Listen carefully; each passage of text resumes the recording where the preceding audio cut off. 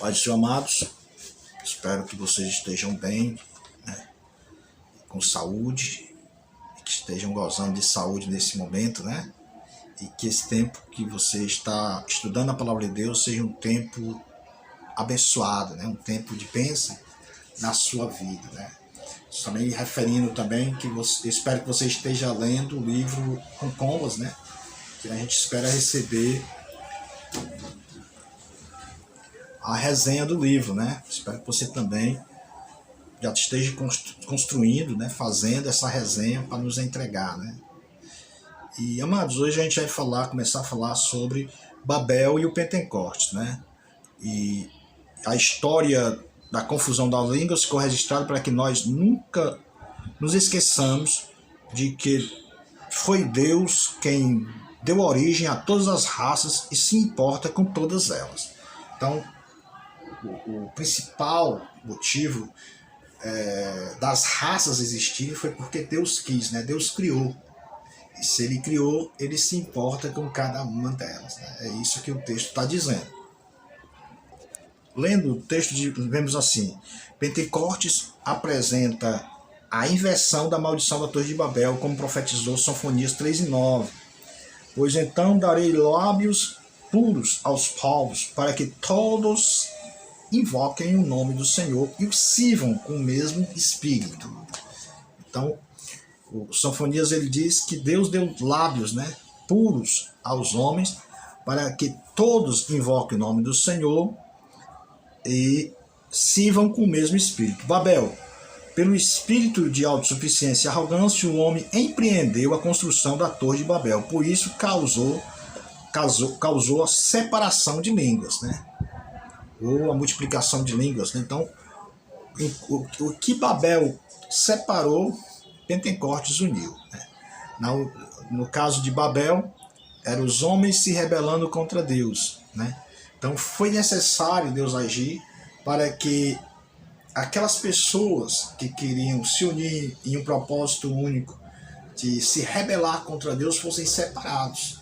Então Deus ele criou as etnias e as línguas, dialetos, tudo que existe hoje. É bom isso ter ficado registrado, Deus ter registrado isso no livro, para que nós possamos compreender a origem de todas as línguas, sabendo que houve uma língua original, né? Uma língua que todos falavam, mas essa língua se tornou muito fácil. Por isso que era muito fácil, nos tempos patriarcais, uma coisa passar para outra pessoa, uma palavra passar para outra pessoa, os versos. Não havia nem muita necessidade de escrita, porque todo mundo compreendia todo mundo, né? Se todo mundo compreendia todo mundo, então a língua era a mesma. Foi assim que os versos de Lameque chegaram, por exemplo, aos dias de Moisés, né? Por quê? Porque foram passando, a população era menor e todos falavam a mesma língua. Então ia repassando para o outro, que até chegar no patriarca Noé, né? Sem dúvida nenhuma, que chegou para a família, que passou para a família até ser registrado por Moisés. Então a língua única facilitava isso, se facilitava a comunicação de coisas como poema, que é o caso de Lameque, e da própria Bíblia Sagrada, né, da vontade de Deus, como a história do Éden. Então era fácil também discernir as aberrações que Nirod e Semíramis estava criando ali na Torre de Babel. Então por isso, depois da confusão das línguas, aí tiveram que se apartar, né, e tiveram que cada um procurar a sua localidade. Então até a confusão das línguas, a gente não tem notícia de fronteira, nem de línguas, né? Nem de países, né? Nem de barreiras culturais. Então, a partir da Torre de Babel, nós vemos barreiras culturais, línguas, né? E nações divididas, né? Povos divididos. Então, ali foi a origem que hoje nós temos, né? O mundo, do jeito que ele está, foi se formando a partir daquele momento, né? Das línguas repartidas. O Pentecoste, Pentecoste ele causou a unificação das línguas. O Babel causou a divisão das línguas, mas o Pentecoste causou a unificação das línguas. Missão é levar a mensagem do Calvário e do Pentecoste, visando unificar as igrejas que Babel separou, né? Então, missão é isso. Não importa, né? Como eu já falei, o importante é a mensagem. O importante é você falar de Jesus aonde você vai. Então isso a gente chama de unificar, né? De unir, né? Através do Evangelho de Cristo. Louvamos a Deus porque hoje em dia praticamente 99% das pessoas no mundo podem ler a Bíblia Sagrada na sua própria língua. Essa é a maior realização na história das comunicações. Nenhuma outra religião ou filosofia de vida se incumbiu de tamanha tarefa. Para os muçulmanos, o Alcorão deve ser lido e ouvido apenas na língua árabe. Nem os hindus e nem os budistas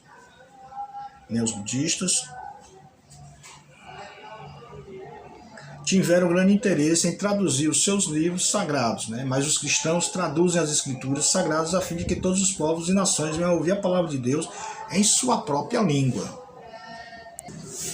Meus bons irmãos, mesmo com todo esse esforço e entusiasmo, a Bíblia ainda falta ser traduzida em mais de 1.600 línguas, que, embora faladas por cerca de 1% da população humana, representa 47% das línguas do mundo. Oremos como se tudo dependesse de Deus e trabalhemos como se tudo dependesse de nós, a fim de que possamos alcançar estas pessoas.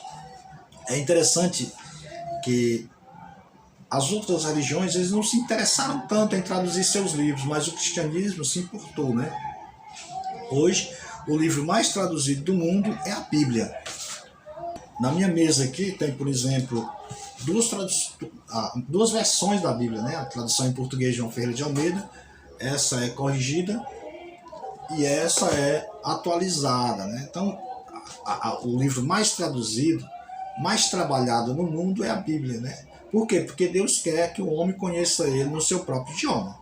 Deus quer falar com cada um de nós na nossa própria língua, de maneira simples, da maneira que cada um de nós entenda o que ele está falando. Então não é uma questão simplesmente de traduzir, é uma questão de compreensão. Pregar o Evangelho para as pessoas e as pessoas ter aquela certeza do que estão ouvindo, entender o Evangelho. Pregar o Evangelho é fazer com que a outra pessoa entenda o que é o Evangelho. Então, o objetivo do cristianismo é justamente isso, traduzir, né? É fazer com que as pessoas conheçam a vontade de Deus na sua própria língua. A chamada de Abraão, né? A fim de salvar a humanidade, Deus levanta do meio de uma geração idólatra e feiticeira, ou feticista, um homem chamado Abraão, né? Nome que mais tarde foi mudado para Abraão. Mais uma vez, Deus vai em busca do homem. Mais uma vez, Deus oferece a salvação para o homem. De graça, na graça é condicional. Deus exige fidelidade e fidelidade. Deus exige fé e fidelidade. E o princípio de tudo isso se deu pelo próprio Abraão, que passou a ser chamado de o pai da fé. Então, o interessante aqui é que não é o homem que vai atrás de Deus e encontra, é Deus que vem de encontro ao homem, é Deus que se revela ao homem. E a única condição que Deus exige do homem é fé e fidelidade. Então, a única coisa que Deus quer que o homem faça é ter fé nele, a única condição, né?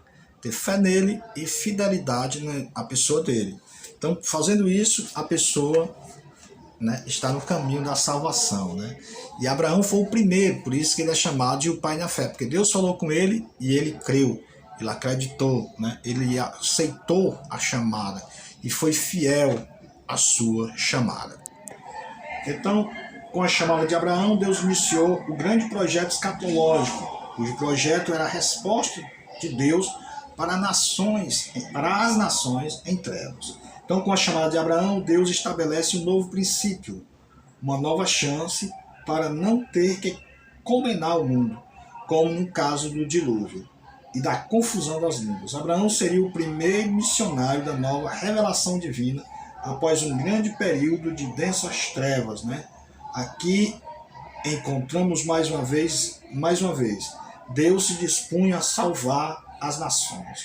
E como sempre, através do homem, né? Ou seja, Deus salva o homem pelo homem. A qualidade de Deus, que Deus viu em Abraão, não sabemos, né? Mas de uma coisa temos certeza: foi ele, o homem que Deus usou para se revelar ao mundo perdido. Muitas fantasias têm sido criadas em torno de Abraão, mas são meras imaginações. Um autor diz aqui, né? Deus salva o homem pelo homem, né? E Deus escolheu o profeta, o patriarca Abraão, né? Por que Deus escolheu Abraão? Nós não sabemos, né? Mas uma coisa temos certeza, a graça de Deus caiu sobre ele e ele foi escolhido para representar Deus entre os povos. Hoje, religiões têm se levantado, pessoas têm inventado um bocado de coisa sobre Abraão, dizendo isso e aquilo, contando histórias mirabolantes, né? Mas nós ficamos com o que está escrito na Bíblia. Deus o escolheu e o chamou para ser o seu representante na terra, né? Deus se revelando ao homem através do homem. E Deus escolhe este homem para salvar todas as nações da terra através da sua descendência. Então, um só homem, através da fé de um só homem, hoje nós temos milhões, bilhões de pessoas que acreditam nesse Deus único, nesse Deus verdadeiro, né? E é isso o propósito de Deus com cada missionário, como foi com Abraão, né? Sua chamada, né? Abraão não era melhor do que ninguém, Abraão não era mais especial do que os outros, Abraão não era um super-homem, né? E nem era um super-crente, era apenas uma pessoa que Deus se revelou e ele aceitou a revelação divina e ele creu, né? Então por isso que tem que crer. Ninguém chega ao céu com certificado na mão, ninguém chega ao céu através do raciocínio, através da própria consciência, né? Mas você tem que aceitar a revelação de Deus, você tem que crer na revelação de Deus, você tem que ser fiel à revelação de Deus. E foi isso que pautou a vida desse patriarca Abraão. Foi a fé e a fidelidade, né? E as historinhas que contam sobre ele é só lenda, né? Algumas pessoas querem aparecer às custas conversando bobagem, né? Mas, no entanto, Abraão, ele creu. Abraão, ele foi fiel. E Abraão, ele foi a bênção, né? Que através dele, né, todas as pessoas, aliás, várias nações vieram ao conhecimento de Deus. E hoje esse trabalho continua, né? Que é quando um missionário vai para um lugar, para um rincão, para um lugar bem distante, bem diferente, que dificilmente quase ninguém encontraria, mas vão lá pregar a palavra de Deus, porque ali tem pessoas. Onde tiver um homem, ali há um campo missionário, né? Então, não importa quantos, né? O importante é se tem. Onde tiver um coração sem Cristo, ali haverá um campo missionário. Onde houver um coração com Cristo, ali haverá um missionário. A chamada de Abraão, ela envolve tanto a salvação como o julgamento divino, né? Então, através da chamada de Abraão, nós temos duas coisas, né? A salvação e o julgamento divino. A salvação para os que creem e o julgamento divino para aquelas pessoas que não creem.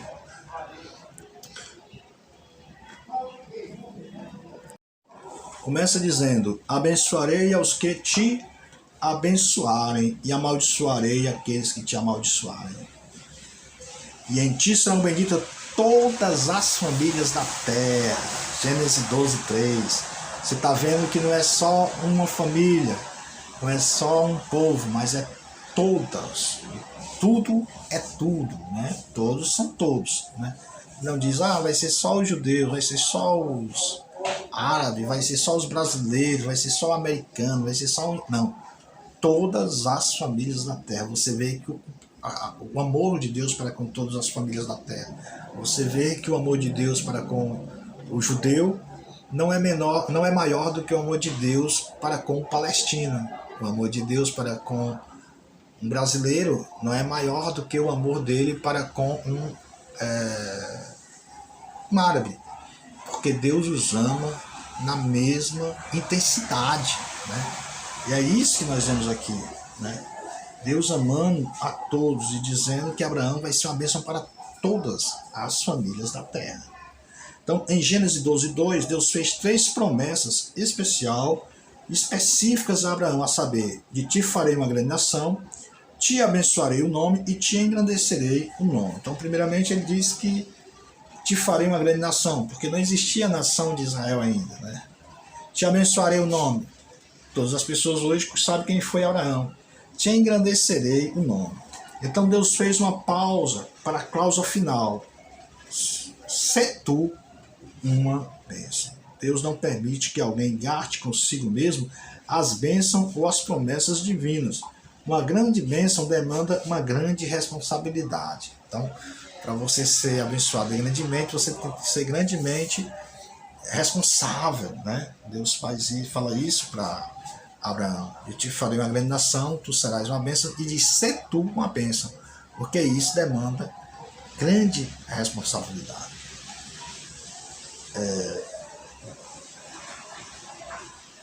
Deus abençoou Abraão a fim de que ele abençoasse os outros. A seguir, em Gênesis 12:3, Deus faz duas promessas de poder a Abraão, a saber, abençoarei os que te abençoarem e amaldiçoarei os que te amaldiçoarem. Né? Então Deus, aqui ele fecha a conta e diz para Abraão no final, se tu uma bênção, né? Se tu uma bênção e abençoarei os que te abençoarem e amaldiçoarei aqueles que te amaldiçoarem.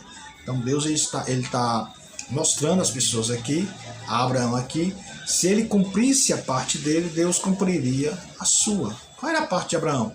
Ser fiel, né? Ser fiel, ter fidelidade, né? Não se debandar, não trair, né, as promessas de Deus na sua vida. Logo, todo ônus tem um bônus, né? Para ter direito ao bônus tem que ter o ônus, né? Então, no caso, Abraão ele tinha que ser fiel, ele tinha que seguir a Deus, e aí Deus seria tudo para ele, abençoaria, né? Seria contra os inimigos de Abraão, caso Abraão fosse fiel. Né? Essa é uma grande verdade que vemos na vida do patriarca Abraão. Né?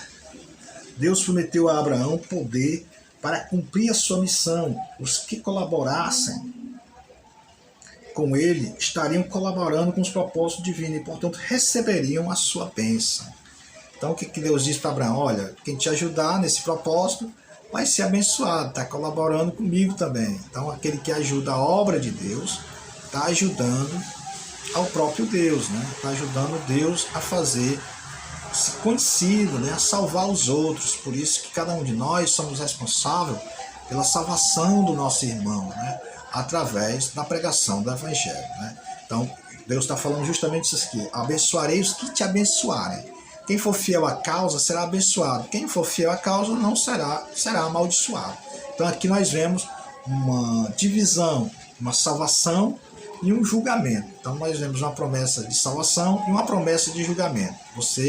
Ou você vai ser salvo, ou você vai ser condenado. Ou você vai ser um salvo, ou vai ser um maldito, dependendo do lado que você escolher. Né?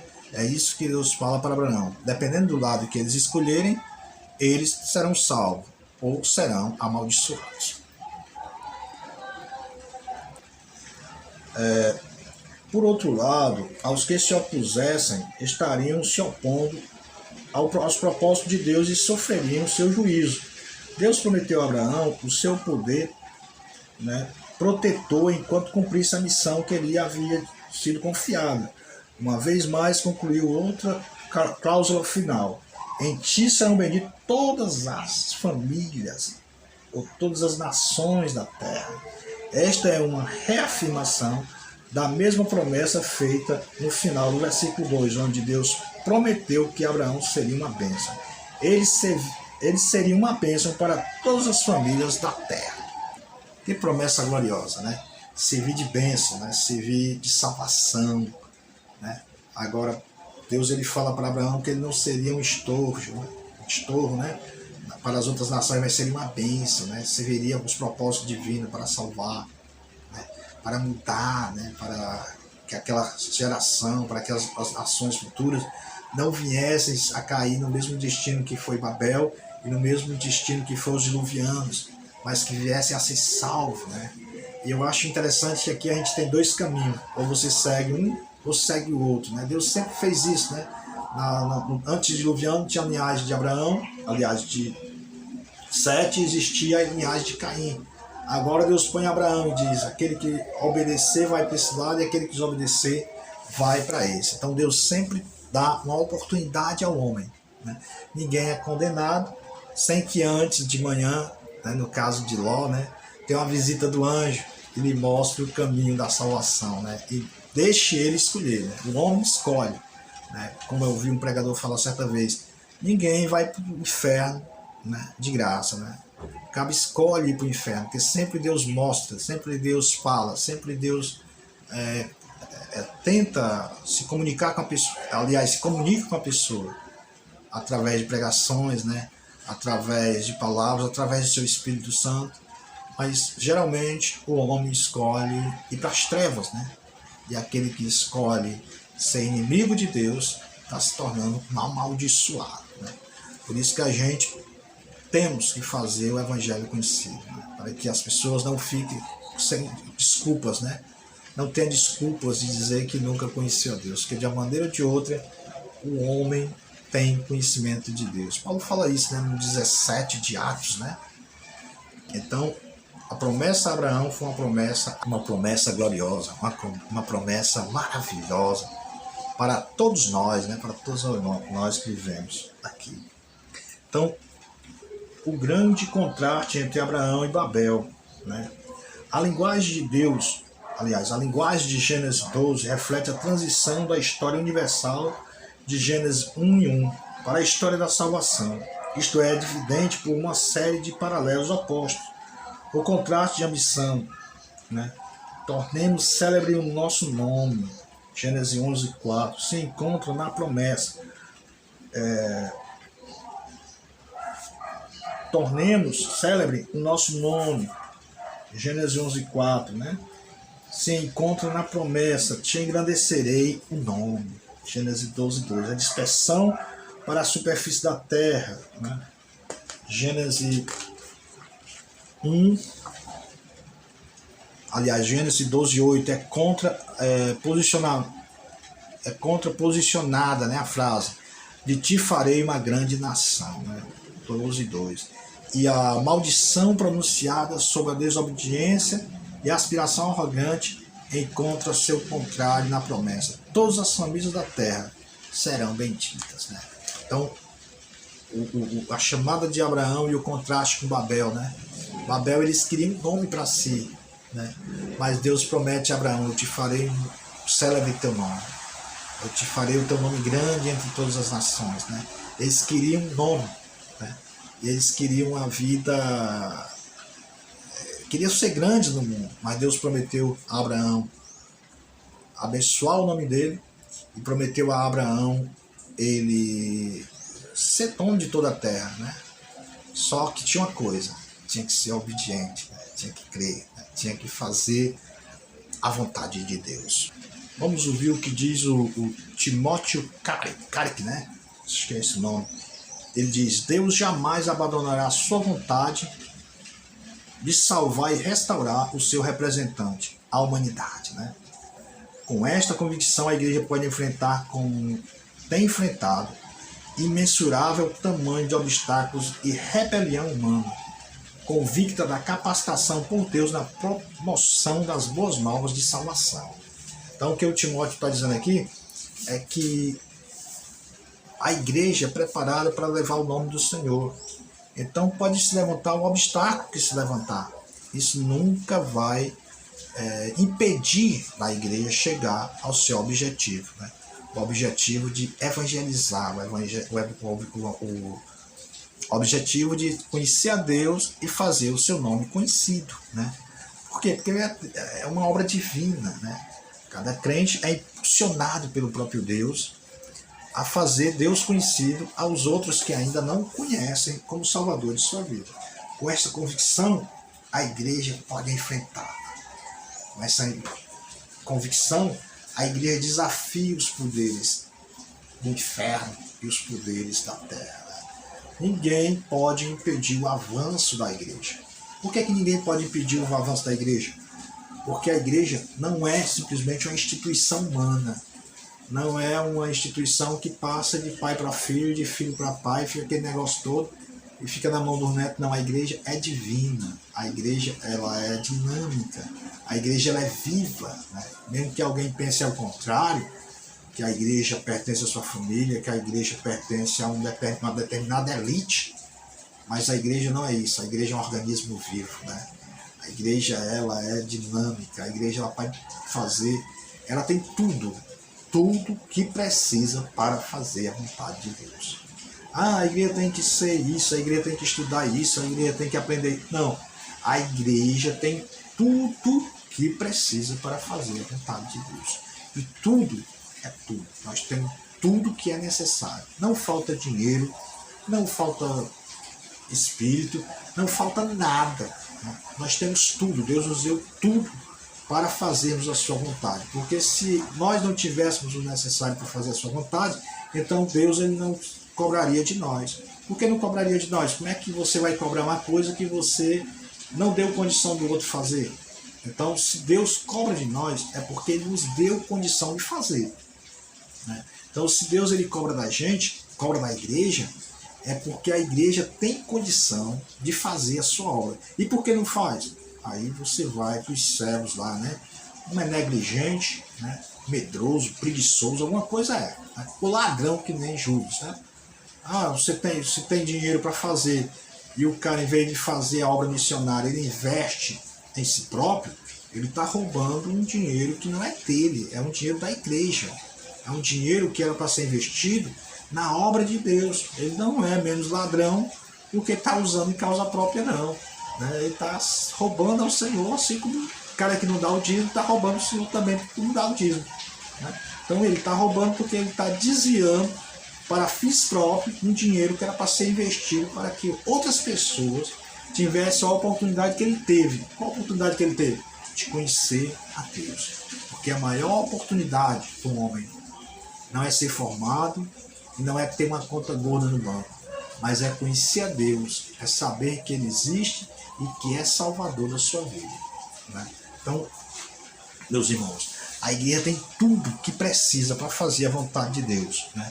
Então, com essa convicção que nós falamos, né, que nós compreendemos missões, né, nós temos convicção da capacidade que Deus nos deu, né, para pregar as suas boas novas. O vídeo não ficar muito grande, a gente já fez um vídeo, né, no começo da semana, fazer esse outro agora, que serve de aula, que os irmãos assistam, entendam, leiam o livro, né? Porque quando a gente pensa que você é um estudante, o que vem à minha cabeça? Você tem um caderno para fazer anotações, você tem caneta, você tem lápis, né? Você tem Bíblia, você tem o nosso livro, então isso já faz muita coisa. E você tem outros livros também paralelos a esse para poder entender melhor, né? Porque o estudante de teologia ele tem que saber disso, né? Não vou estudar porque eu vou passar num concurso, mas eu vou estudar para melhor do que isso, para aprender coisas para a eternidade, né? Para passar no concurso, você passa, trabalha, depois se aposenta e morre, né? Ou fica velho aí gastando dinheiro no meio do mundo. Mas quando você aprende para a eternidade, você aprende para ensinar outros, né? Aí vem aquela história lá. Quando eu estudo, eu aprendo. Quando eu aprendo, eu estou capacitado a ensinar. Quando eu ensino, eu aprendo de novo, né? Então, essa é o ciclo da vida. Você ensina para aprender e aprende para ensinar, né? Porque se você não fizer isso, aí vai ficar bloqueado a sua mente, que você não vai entender. Você vai ler os textos bíblicos, mas você não vai entender. Você não consegue pregar, você não consegue falar de Jesus se você não entender a sua palavra. É só fazer também. Hoje é uma bênção aqui em Fortaleza, né, que está chovendo. E chuva sempre é bênção para nós, né? E somos cearenses, né? Então, meus irmãos, eleição e aliança. Falar um pouco de eleição e aliança, né? O fato de Deus escolher Abraão entre tantos não significa favoritismo da parte de Deus. Muito menos privilégio particular de Abraão, mas tão somente responsabilidade e serviço, porque todos pecaram e estavam na mesma condenação, né? É aquilo que a gente falou, Abraão não era mais bonito que todo mundo, né? Não era mais bonito que todo mundo, mas Deus escolheu ele para ele representar essa nova aliança, essa eleição, né? E tudo Deus tem sempre, como eu vi uma mensagem que diz, quando tudo tivesse, uma mensagem que eu vi ontem, que quando não tiver mais jeito para nada, quando tudo tiver perdido, Deus sempre tem um Messias, né? Um Messias pronto, um ungido pronto para salvar aquela situação, para livrar aquela situação. E como o mundo já estava condenado, e cada um ia após o pecado, e cada um caía na idolatria, né? E se afundava na feitiçaria cada dia, Deus levanta do meio da idolatria de um dos caldeus a um patriarca, Abraão. Abraão, que era filho de Terá. Né? Então, como todos nós, Abraão também passou por alguns momentos de crise. Chegou até mesmo a perder a esperança de ter um filho que Deus lhe havia prometido. Cometeu um deslize no seu relacionamento com a escrava Agar, talvez querendo dar uma ajudazinha a Deus. Mas Deus o repreendeu duramente, dizendo, duramente, viu? Eu sou o Deus Todo-Poderoso, anda na minha presença e ser perfeito. Gênesis 17:1. É como se Deus quisesse dizer, eu tenho poder para lhe dar filhos. Você só precisa ser fiel. Então, quando Deus ele tem algo nas nossas vidas, não precisa a gente tentar ajudá-lo. Não precisa a gente tentar melhorar o nosso testemunho para a igreja ficar cheia do Espírito Santo. Né? Então, o nosso pai Abraão aqui, o nosso pai na fé, ele caiu nessa tentação de ajudar a Deus. Ajudar a Deus, como Deus tinha prometido que ele fazia dele uma grande nação. E como é que ia ter uma nação que ia partir dele se não tivesse menino? Aí ele pega a escrava, né? Agar, e se junta com ela lá e nasce Ismael. Né? Mas Deus passou aproximadamente 13 anos sem sentir a presença de Deus. Um homem que vivia na presença de Deus agora passa 13 anos longe da presença de Deus. E somente quem passou 13 anos longe da presença de Deus sabe como isso é sofrível. Você não ouvir a voz de Deus, você não sentir Deus falar, você não ter mais acesso àquela palavra viva, né? Que faz arder o seu coração durante a oração. Você que não tem mais acesso à leitura das Escrituras, que o pecador não tem mais vontade nem de ler a Bíblia. Quando ele está em pecado, ele não consegue ler a Bíblia. Né? Aquela história, ou a Bíblia nos afasta do pecado, ou o pecado nos afasta da Bíblia. E Abraão caiu nessa esparrela e passou 13 anos sem contato com Deus. E depois Deus chega para ele, se revela novamente a ele e diz, entra na minha presença e ser perfeito. E diz para ele, eu sou Deus Todo-Poderoso. Ora, Deus estava dizendo, eu não preciso de sua ajuda para lhe dar filhos. Eu não preciso da sua ajuda para fazer para completar aquilo que eu tenho de fazer na sua vida. Eu não preciso da sua ajuda para fazer a minha vontade. Né? Por quê? Porque eu sou poderoso. Né? Então, se eu quiser fazer, eu faço. Né? Então, a ajuda de Abraão seria o quê? Ele ser fiel e crer. Era só isso que Deus queria dele. Mas agora ele vai para outro mote, né? Tentar ajudar a Deus. Mas Deus diz, eu tenho poder para fazer aquilo que me apraz. Ser tu perfeito, né? Ser tu uma bênção. E agora ele diz, entra na minha presença e ser perfeito. Então eu tenho poder para lhe dar filhos. Você só precisa ser fiel. Entretanto, como Deus é infinitamente misericordioso, perdoou o patriarca pelo seu fracasso. Desfez novas promessas, reforçou a sua aliança e lhe deu um filho, a saber, Isaque. Logo depois da queda de Abraão, que aqui foi uma queda, né? Uma escrava, então Deus, ele perdoa. Deus o misericordioso, Deus o bom, perdoa a Abraão. E depois de perdoado Abraão, ele reforça a sua aliança com Abraão e agora ele tem um filho. E esse filho se chama Isaque. Né? E no capítulo 17, versículo 4 de Gênesis, Deus reforça a sua aliança com Abraão, iniciando com as seguintes palavras. Quanto a mim significa minha parte, né? Eu cumpro. No versículo 9, Deus diz, quanto a ti, né? Quanto a ti significa sua parte, você deve cumprir. Então na aliança, Deus está dizendo, quanto a mim, ele está dizendo, eu cumpro a minha palavra, eu cumpro a minha vontade, eu cumpro aquilo que eu falar. Agora você tem que cumprir a sua também. Você também tem que fazer aquilo que você está prometendo fazer. Então, é isso que Deus está falando a Abraão no 17, né? 17:9, né?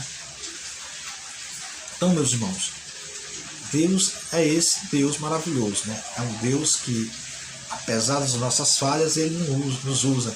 E mesmo na nossa queda, no caso de Abraão, Ele reabilita, né? E reforça, olha, levanta, né? E levanta aí e pega minha mão, olha para trás não, né? E segue, e renova, ainda dá mais esperança ainda, abençoa mais ainda, né? Me lembro de um colega da gente que dizia, o pastor Carlinhos, que dizia que um cantor, quando vinha do mundo, parecia que Deus dava mais inspiração a ele do que antes, né? Cada vez que o cara se desviava, ele vinha com um hino novo e bom, né? E só faltava, cantava lá na casa dele, chorava, né? O nosso medo é que esse irmão se desvie e não tenha a oportunidade de voltar para a casa de Deus, já para o inferno, né? Aí fica difícil, né? Mas, no entanto, Abraão, ele teve essa oportunidade, né? Você não vê Abraão mais com uma falta de fé dessas, né? A ponto de não crer na promessa divina, né? E agora Deus faz novas promessas, lhe abençoa e ele segue adiante. Ora, conforme Hebreus 11:8, Abraão saiu de Ur sem destino, sem saber para onde ia.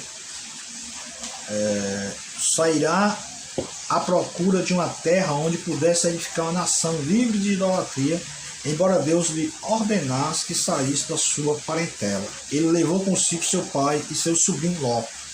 Gênesis 11:31. E seguiram viagem até Harã. A cidade ficava a cerca de 965 quilômetros ao noroeste de Ur e 643 ao nordeste de Canaã. Foi o primeiro lugar em que ele ficasse, né? De onde recebeu a segunda chamada. Mas Harã já era uma região bem povoada, com estrada para a Babilônia, a Síria, Ásia Menor e Egito, por onde achavam constantemente caravanas e exércitos, né?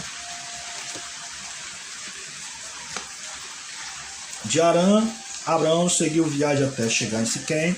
Entretanto, a tradição diz que antes de chegar em Siquém, Abraão fixou morada em Damasco, onde nasceu Eliezer, o seu mordomo fiel, chamado de o Damasceno, né? Gênesis 15:2-3. A viagem de Harã até Siquém é uns 1.500 quilômetros, através de um dos mais belos cenários do mundo. Então, o que o autor está dizendo é que ele recebeu sua chamada, saiu de Ur dos Caldeus, com destino a Canaã, mas Deus tinha feito a ele, tinha falado para ele duas coisas: para ele não levar ninguém e para ele começar do zero uma nação. Difícil. Mas ele levou seu pai, seu sobrinho Ló, seu irmão, foi a família todinha, né? E foi para Harã. Harã, que fica ali na Síria, né? E ali era um lugar que já era conhecido. Como já era conhecido, passava caravana, exércitos e ligava ao mundo antigo, né? As estradas ligavam ao mundo antigo, desde Ur até mesmo o Egito, a Ásia Menor, levava esses lugares, né? Passava estrada que levava esses lugares. Então, lá Abraão tem uma segunda chamada, e nessa segunda chamada ele foi para Siquém, que já é em Canaã. Mas a tradição diz, como está dito, que ele foi para Damasco, viveu uns dias lá em Damasco, nasceu Eliezer, né? Eliezer. E lá ele chamava esse menino de o Damasceno porque nasceu em Damasco, né? E daí ele foi peregrinar na terra de Canaã, né? Como o Senhor tinha mandado. E o Abraão, ele se torna assim um missionário. Missionário por quê? Porque agora ele deixa a sua família. Agora ele vai fazer a vontade de Deus, ele vai fazer Deus conhecido entre os outros povos, né? Deixa sua família que eu falo, pai e irmãos, ali em Harã, e vai para a terra prometida, né? Levando ainda consigo Ló, né? ainda levou um empecilho ainda com ele. É bom dizer que a entrada de Abraão em Canaã é vista como a chegada de um missionário num campo missionário, ou, aliás, num campo de trabalho evangelístico, né? Conforme Gênesis 12, 6 ao 7, Siquém foi o primeiro lugar de Canaã onde Abraão parou. No centro exato da região ficava um vale de extrema beleza entre os montes Ebal e Gerezi. Ali ele hasteou a bandeira da fé de Deus invisível, no Deus invisível, com o ato de construção de um altar. Com este ato, Abraão expressa para todos os moradores daquela terra a sua fé em Jeová. Mas logo prosseguiu viagem para o sul, continuou na exploração da terra, né? Canaã seria para Deus a sede do governo terreno, e Abraão seria o nome que Deus usara para inaugurar esta sede. Então, não sei se você entendeu o pensamento do homem de Deus aqui, mas onde você chega, o que é o reino de Deus? O reino de Deus é onde tem os seus representantes, onde tem os seus filhos. Então, onde você chegar, ali tem o reino de Deus, né? Então, quando ele diz que Abraão hasteou a bandeira, Abraão, agora ali a luz do Evangelho passa a iluminar as nações que estão ali, aqueles povos pagãos, né? Aonde? Em Siquém, próximo a Siquém, né? Quando ele ergue o altar ao Senhor, ao Deus único, né? Então, o plano de Deus era fazer daquela terra uma grande agência, enchê-la do seu conhecimento, né? Então, o plano de Deus era esse: olha, eu vou trazer Abraão para cá, aqui Abraão, você revelar a Abraão, ensinar, e a partir daqui, dessa agência missionária, né? Desse lugar em Canaã, toda a terra vai saber a minha vontade, vai saber o meu nome, vai me adorar, né? Então, a chamada para a adoração, a chamada para conhecer a Deus, né? Então, essa era o plano de Deus na vida de Abraão, usar Canaã como agência missionária, para que através dali todas as outras nações conhecessem a Deus, né? E isso funcionou, né? A gente vai ver depois da Bíblia que isso funcionou durante muito tempo. Disse quem Abraão seguiu viagem, parando ao ocidente de Betel, onde também ergueu um altar e invocou o nome do Senhor. Cerca de 32 quilômetros de Siquém, a 16 quilômetros ao norte de Jerusalém. Neste tempo, Betel ainda não se chamava Betel, casa de Deus, nome dado por Jacó. Chamava-se Luz, Gênesis 28 e 19. Mas ele não parou por ali. Desarmou a tenda e continuou viajando na direção sul do país. Por causa de uma fome que assolava toda a terra, Abraão segue viagem até chegar ao Egito. Não consta que Abraão ergueu algum altar no Egito. Talvez tenha sido por isso que ele não teve fé suficiente para livrar-se de Faraó, né? E por isso teve que mentir, dizendo que Sara, sua esposa, ergueu. Na realidade, Sara era meio irmã de Abraão, mas mesmo assim mentiu, porque o que vale é a intenção, né? Com a sua vontade, aliás, com a sua volta do Egito, ele passou a habitar em Betel novamente. E mais uma vez, ele invocou o nome do Senhor no local do altar que antes havia construído. Gênesis 13 e 4. Né? A vida missionária é uma aventura, né? Você está hoje no campo, depois está no outro, né? E uma coisa tem que ter certeza, você tem que ter comunhão com Deus, né? E louvar Ele e sempre não faltar comunhão. Se faltou comunhão com Deus, sua vida está desgraçada, né? Porque no campo missionário,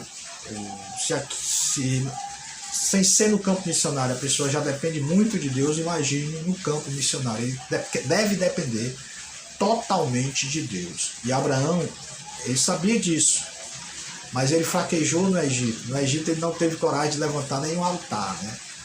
Talvez por isso que ele não teve força suficiente para falar a verdade para Faraó, né? Mas nós cremos que na volta, quando ele saiu do Egito, às vezes a gente erra no nosso ministério, na nossa vida, mas o importante é fazer que nem Abraão, é não permanecer no erro, é voltar. Abraão voltou para Canaã e lá edificou um altar ao Senhor. Isso fala de arrependimento, Isso fala de fé, isso fala de comunhão com Deus, isso fala de voltar ao plano original, né? Ora, se desviou, agora vai permanecer desviado? Não, tem que voltar, tem que procurar Deus novamente, tem que encontrar Deus novamente. E foi isso que o patriarca Abraão fez. Meus queridos, esse vídeo não pode ficar muito longo para não cansar os irmãos. Então, vocês todos, espero que vocês assistam, comentem, né? E que Deus abençoe suas vidas grandemente, né? E que possa, cada dia, o Espírito Santo falar alto ao seu coração, ao coração de vocês, e que vocês possam glorificar o seu nome por essa oportunidade. E continue lendo, continue fazendo as resenhas, e continue lendo a Bíblia Sagrada, né? A Bíblia não pode sair de perto de nós. A Bíblia tem que estar perto de nós o tempo todo. Deus abençoe vocês todos e que a graça de Deus possa estar sobre a vida de cada um de vocês.